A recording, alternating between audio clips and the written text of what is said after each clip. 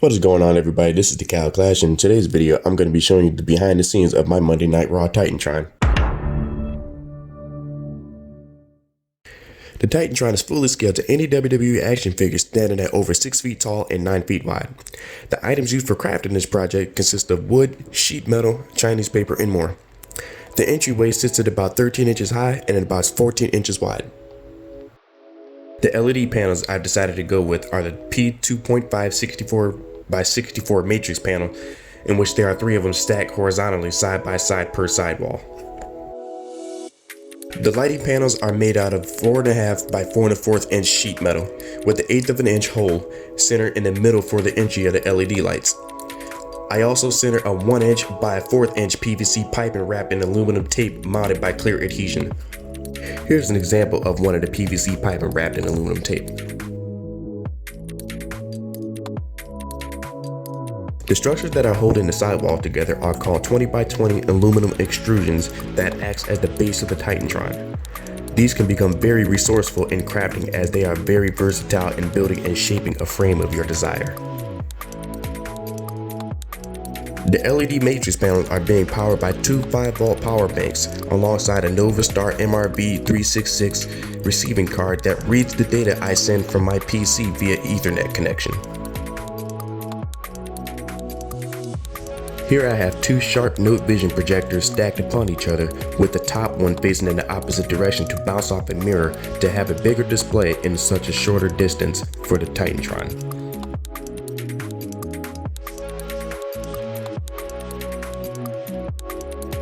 Both Titantron and Minitron screens are made of blackout cloth for projectors. They are being mounted by wood screws and grommet to stretch them out for a much more flush visual.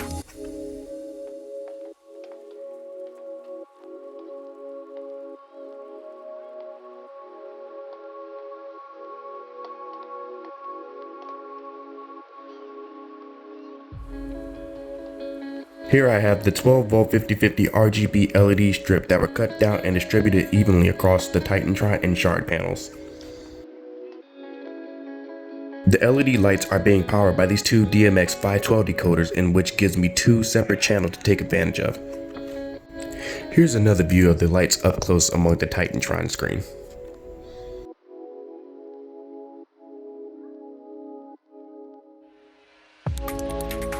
This device here is called the DMX 512 controller that allows me to manipulate the lighting to my extent. This may not be very descriptive, but here's an example of me controlling the lighting off of 2 different channels.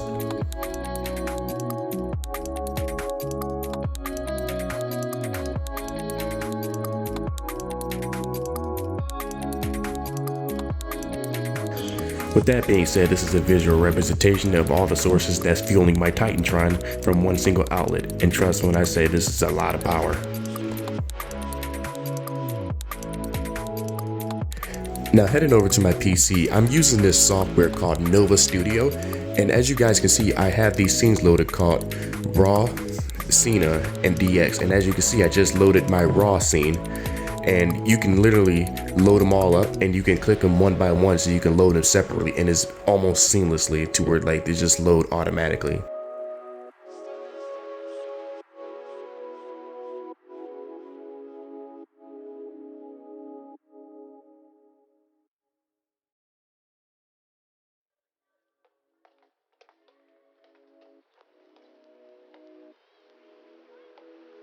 And as you guys can see in the top left hand corner, it's almost like a second display for my LED-tron, so I can see my LED-tron and I can control it from there. So basically it's acting as a second screen from my first monitor, but it's actually just playing off of my monitor. And last but not least, I have these side structures that are called glass shards, but they're actually made out of galvanized wire and Chinese paper. They're being held up by these little plastic trusses and some rope. Basically how you make these is very similar to making a kite. You know, it's the same concept, you know, except you're using galvanized wire. And it's super simple, but it's just very time consuming. And I know a lot of people have been, requesting that I, use pyro for my Titantron for the entrances that I've been producing. But you know, the fact of the matter is if I actually lit pyro anywhere near my Titantron, it would have instantly caught these Chinese paper on fire, and I would have probably caught, you know, I probably would have caught my house on fire. So that was definitely a no-go for that.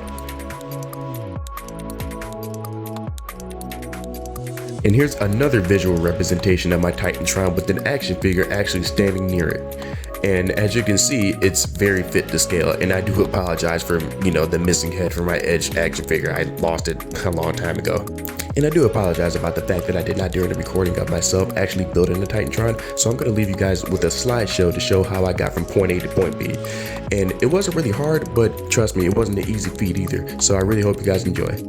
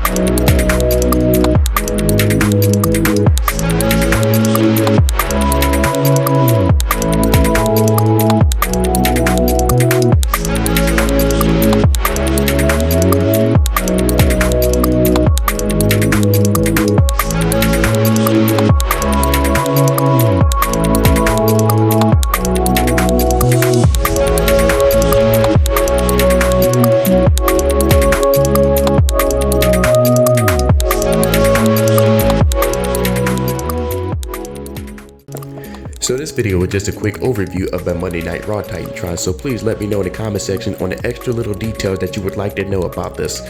And as you guys can already see, I'm on another project, so please like, share, comment, subscribe.